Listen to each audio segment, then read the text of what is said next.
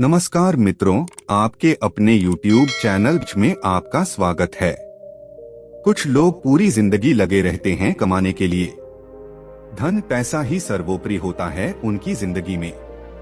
उन्हें लगता है कि बहुत ज्यादा धन कमाने के बाद वो आराम से सुखी होकर अपना जीवन जिएंगे। लेकिन वही धन, वही संपदा उनके बच्चों की लड़ाई का कारण बन जाती है। और वहीं दूसरी तरफ कुछ लोग अपना सब कुछ छोड़कर, अपना घर परिवार, अपनी धन संपदा सब कुछ पीछे छोड़कर संन्यास ले लेते हैं। उन्हें लगता है कि संसार को त्याग कर वो असल मुक्ति का रास्ता अपना सकते हैं, जीवन का असली सुख अनुभव कर सकते हैं। दोनों ही आदमी अपने अपने स्तर पर सुखी होने के लिए नाना प्रकार के प्रयास करते रहते हैं। एक धन संपदा इकट्ठी करता रहता है और दूसरा धन संपदा त्यागता रहता है। लेकिन सवाल यह है कि असली सुखी आदमी कौन है, वो जिसने धन संपदा इकट्ठी की या फिर वो जिसने धन संपदा त्याग दी? और अगर इन दोनों में से कोई नहीं, तो किस प्रकार का इंसान हमेशा सुखी रह सकता है? आज की जो कहानी आप सुनने जा रहे हैं, उसमें आपको ऐसे तरीके पता चलेंगे जो एक आदमी को असली सुख का अनुभव करा सकते हैं। इन तरीकों से जीवन यापन करने से आपको असली सुख के बारे में पता चलेगा, असली आनंद के बारे में, जिसे हम कहते हैं परमानंद, परमानंद, परमानंद। इससे पहले कि आप इस कहानी में खो जाएं, इस चैनल को सब्सक्राइब जरूर कर लें। तो चलिए कहानी शुरू करते हैं। जब किसी के घर में वैरागी मन का बच्चा पैदा हो जाए तो घर वालों को बहुत चिंता हो जाती है। घर वाले सोचते हैं कि ये संसार में कैसे जिंदा रहेगा, कैसे धन कमाएगा, कैसे अपना पालन पोषण करेगा, क्योंकि वैरागी मन का बच्चा अक्सर संसार से विरक्त ही रहता है। वैराग्य का मतलब ही अपनी मस्ती में खो जाना होता है। उसका इस संसार से कुछ लेना देना नहीं रह जाता। ऐसा ही बच्चा सीताराम का था। सीताराम एक गांव में रहा करते थे। सीताराम का गांव वेणुवन के पास था। उन्होंने अपने जीवन में बहुत धन संपदा कमाई। वो वहां की प्रतिष्ठित सेठ हुआ करते थे। लेकिन जब उनका पुत्र हुआ तो ज्योतिषियों ने बताया कि ये बच्चा आगे चलकर वैरागी हो जाएगा। वो ये सब धन संपदा त्याग देगा और ये धन संपदा यूं ही दान में चली जाएगी। यह सुनकर सीताराम बहुत चिंतित हो गया। जो धन संपदा उसने इतनी मेहनत से इकट्ठी की थी, वो यूं ही दान में चली जाएगी। उसका बेटा वैरागी हो जाएगा। आखिर यह धन संपदा मैंने किसके लिए इकट्ठी की है? इसका भोग कौन करेगा? लेकिन जैसे तैसे सीताराम ने ज्योतिषियों से कुछ तरीके पूछ लिए कि वो अपने बच्चे को कैसे वैरागी बनने से रोक सकता है। ज्योतिषियों ने भी उन्हें कुछ तरीके बताए जिसके द्वारा वो मोहन को, यानी उनका बेटा, उसको वैरागी बनने से रोक सके। धीरे धीरे समय बीतता रहा और दुनिया अपने चलन से चलती रही। मोहन धीरे धीरे बड़ा होने लगा और उसके पिताजी यानी कि सीताराम फिर से धन संपदा और ज्यादा बनाने में जुट गए। मोहन के पिता ने मोहन के लिए किसी भी चीज की कोई कमी नहीं छोड़ी थी। हर इच्छा उसकी पूरी होती थी। वो उसको सुखी रखना चाहते थे। वो चाहते थे कि मेरे बेटे को दुख का अनुभव ही ना हो, तो फिर वह वैरागी क्यों बनेगा?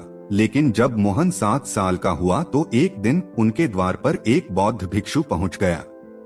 वो वहां पर भिक्षा मांगने के लिए आया था, लेकिन मोहन उसके साथ घंटों बातचीत करता रहा।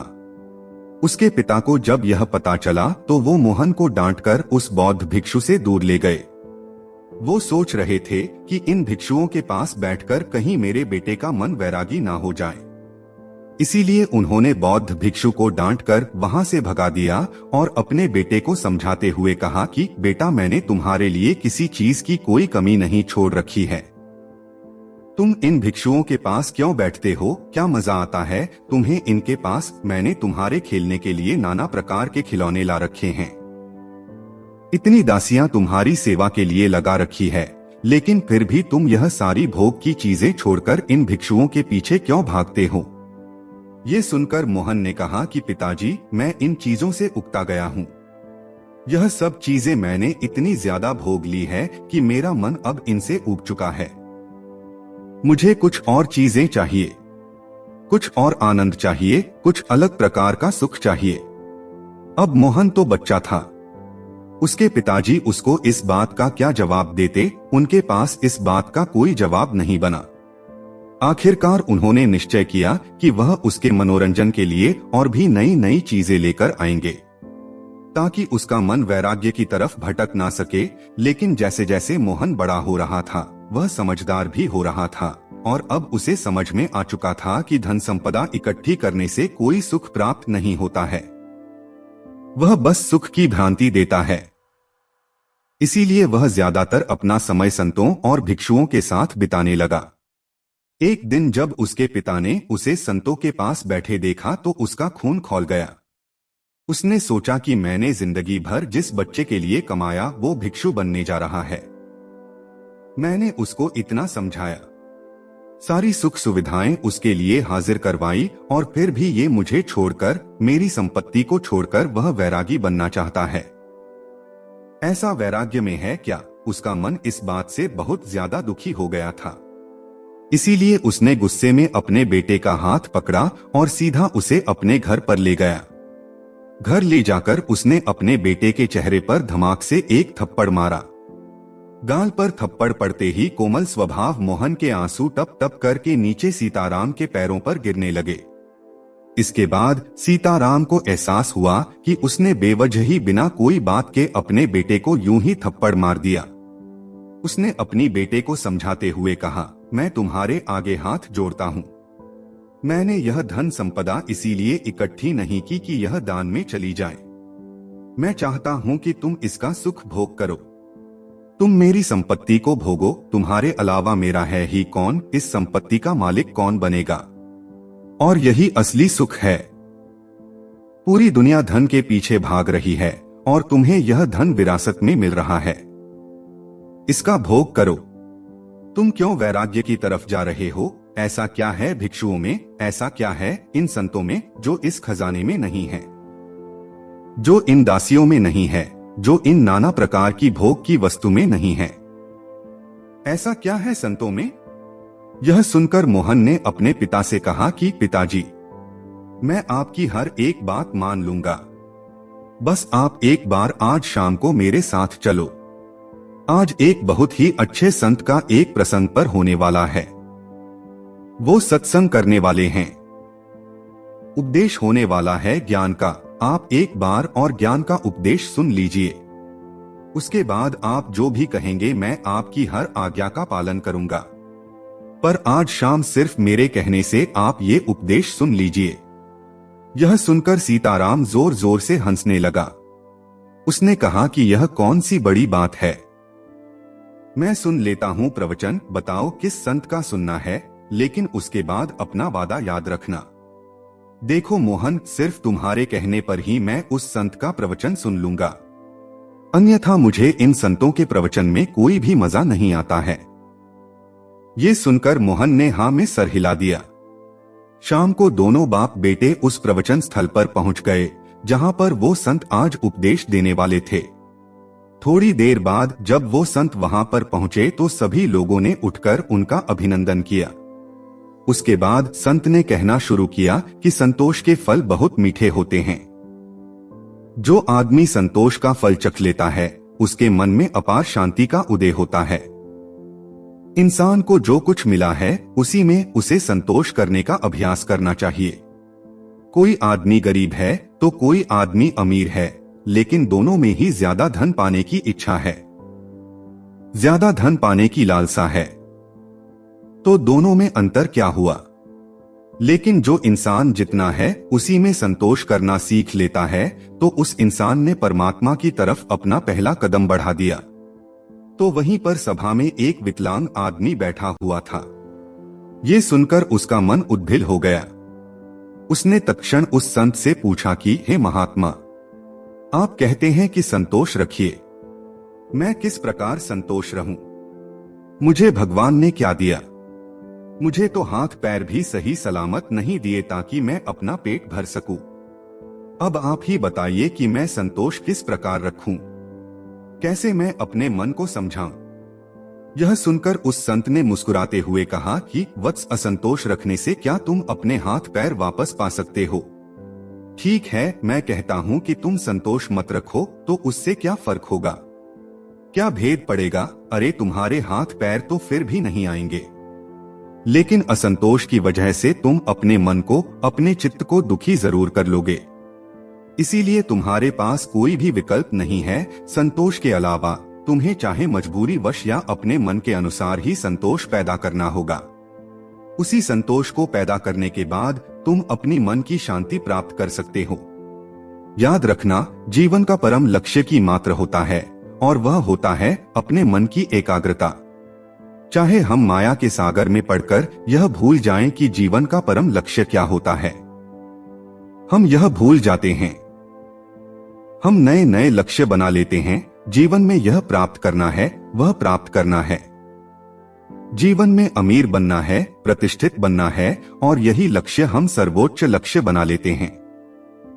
लेकिन ये सब माया का एक सागर है।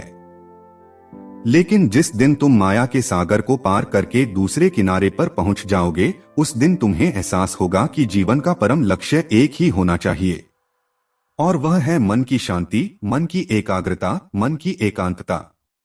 और जब तुम अपने मन के एकांत को पहचान लेते हो, उसे अनुभव कर लेते हो, उसके आनंद को चख लेते हो, तो फिर व्यर्थ के लक्ष्य, व्यर्थ की चिंताएं, सब कुछ पीछे छूट जाता है और बच जाती है एक चीज, और वह है मन का एकांत। इसके बाद उस संत ने उस विकलांग आदमी से पूछा कि चलो तुम ही बताओ, अगर तुम्हारे हाथ पैर होते तुम क्या करते? क्या तुम उस वक्त खुश रहते या सुखी रह सकते? जरा सोचो, अगर आज तुम्हारे हाथ पैर आ जाएंगे तो तुम अपने जीवन में नई लक्ष्य स्थापित कर लोगे कि मुझे यह बनाना है, मुझे यह चाहिए, मुझे वह चाहिए, और उसके बाद वो नहीं मिलेंगे तो फिर से मन में असंतोष पैदा होगा। असंतोष का हमारे शरीर से कुछ लेना देना नहीं है, उसकी उत्पत्ति तो मन से होती है। चीजों का भराव तो मन से होता है। अक्सर मैंने विकलांग लोगों को हंसते हुए देखा है और हट्टे कट्टे तंदुरुस्त लोगों को रोते हुए देखा है। तो संतोष और शांति का आपके शरीर से कोई लेना देना नहीं है।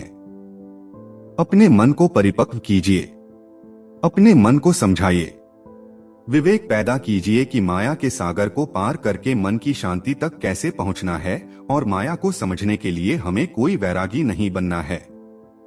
वैराग्य तो छोड़ना होता है, छोड़कर भाग जाना होता है। हमें पहले माया को संसार में रहकर समझना होगा, और जब हम माया को समझ जाएंगे तो उसके बाद हम सुखी मन से, तृप्त मन से संन्यास या वैराग्य धारण कर सकते हैं। माया में झगड़ा हुआ आदमी सुख संपत्ति को ही असली सुख समझता है। संपत्ति, धन, प्रतिष्ठा यही उसके लिए सर्वोच्च होते हैं। लेकिन अगर वह अपना विवेक माया से कभी ऊपर उठा पाया तो जरूर ये एहसास कर पाएगा कि असली सुख और असली आनंद का इस धन संपदा से कोई लेना देना नहीं है। वह तो निरंतर है। वह परमानंद तो किसी चीज से जुड़ा हुआ नहीं है। वह तो सिर्फ परमात्मा के लिए है, उस शाश्वत सत्ता के लिए है जो उसको माया से पार उतार रही है। प्रभु का सिमरन या कहें कि ध्यान, ये दोनों चीजें आपको माया से ऊपर उठाकर एक नया नजरिया प्रदान करती है, और वही नजरिया परमानंद का होता है। ध्यान और प्रभु के स्मरण के अलावा अगर हम प्रेम का रास्ता चुनते हैं, दिव्य प्रेम का, तो भी हम उस परमानंद को हासिल कर सकते हैं, और प्रेम का रास्ता ध्यान के रास्ते से कहीं आसान है। इसीलिए दिव्य प्रेम का अभ्यास कीजिए।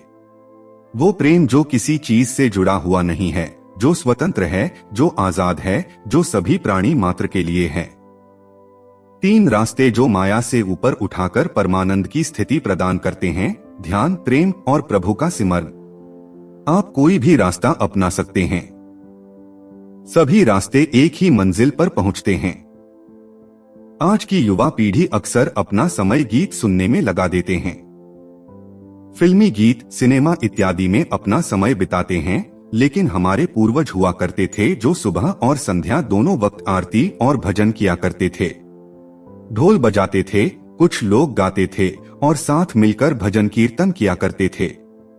एक सत्संग होता था, लेकिन आज की युवा पीढ़ी इन सब चीजों को पीछे छोड़ चुकी है। भजन, आरती, कीर्तन, सत्संग इत्यादि करने से क्या होता है? आप उन लोगों को अंधविश्वासी कहते हैं।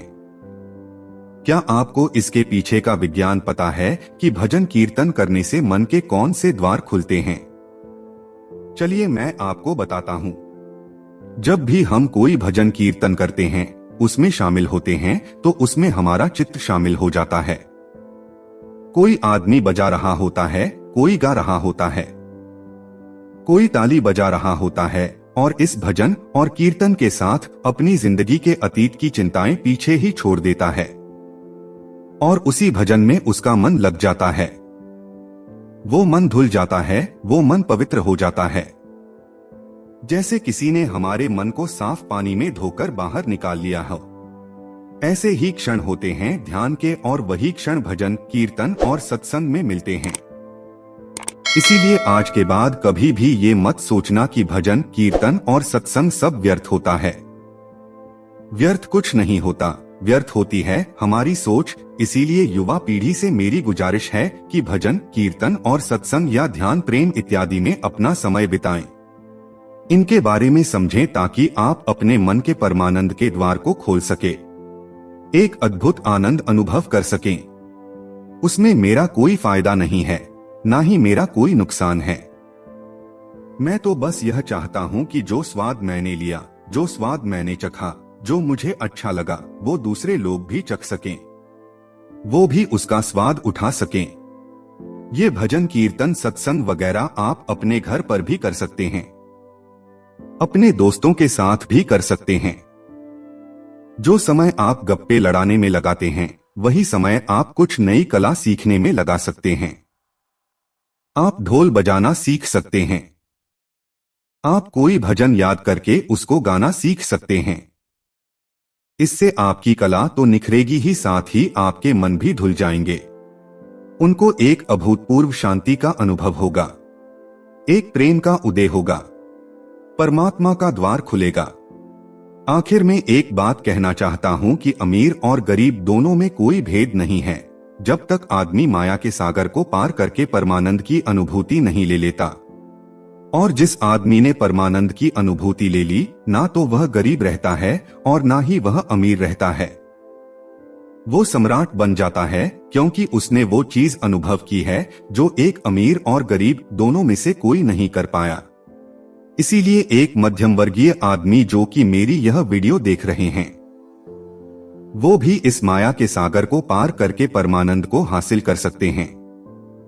बस उन्हें अपने मन को एक नई धारा देने की जरूरत है, एक नया रास्ता दिखाने की जरूरत है। उसके बाद आप अपनी व्यर्थ की लक्ष्य छोड़कर उस लक्ष्य की तरफ चलेंगे जो वास्तविक है, जो वास्तविक आनंद प्रदान करता है। और उसके बाद आपके मन की सारी भ्रांतियां टूट जाएंगी कि असली सुख कैसे प्राप्त किया जाता है। तो दोस्तों, कैसी लगी ये कहानी आपको कमेंट सेक्शन में जरूर बताना, और अच्छी लगी तो इस चैनल को सब्सक्राइब जरूर कर लेना। ऐसे ही और कहानियों के लिए चैनल पर जरूर जाएं।